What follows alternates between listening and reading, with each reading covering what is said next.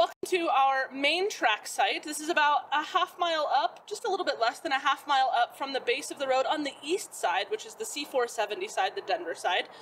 We are going to talk about our world-famous dinosaur tracks that we have here. We have over 300 dinosaur footprints and crocodile from 4 different animals making tracks here, 37 individual dinosaur track ways. We also have about 250,000 people that visit our site yearly, and by paleontologists in 2016, they rated this site as the #1 dinosaur track site in the nation, so it's a pretty cool place.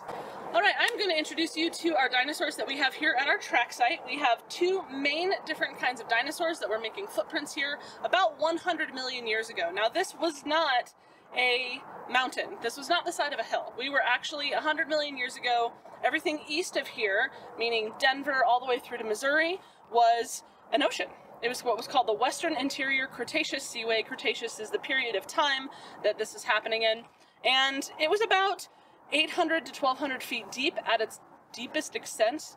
Kansas is a great place to go find giant sea monsters. Most people don't think of Kansas that way.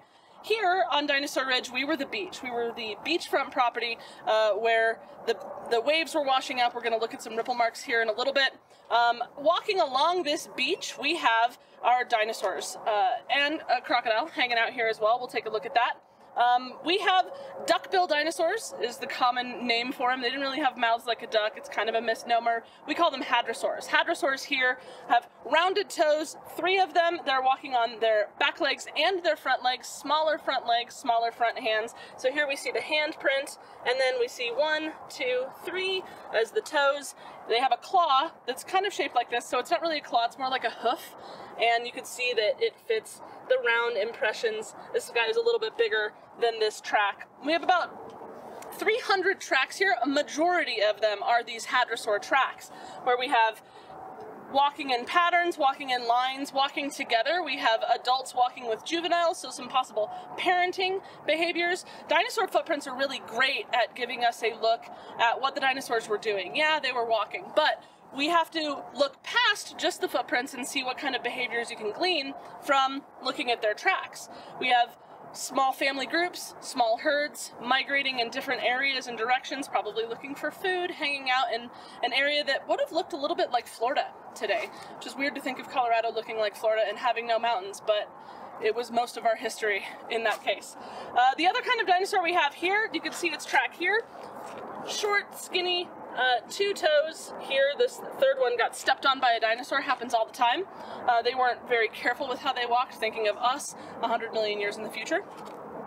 So we have these small, what we think are bird-like dinosaurs. Imagine Gallimimus or Nithomimus, something like that. Imagine an ostrich, slap a tail on it. That's the kind of dino that we would have had here. Probably didn't have any teeth. Omnivorous. Could have been stalking some of the smaller members of the herd. Hard to tell from that. Because all of our tracks occur in the same layer, we do think that they were all here around the same time, maybe within a week or a couple of weeks of each other. So we end up having this really neat herding behavior, as well as parent relationships, possible predation. Hard to say from that one. They're big herbivore tracks, small carnivore tracks. I don't know if I'd mess with a 3-ton, 25-foot-long hadrosaur, but someone out there may have.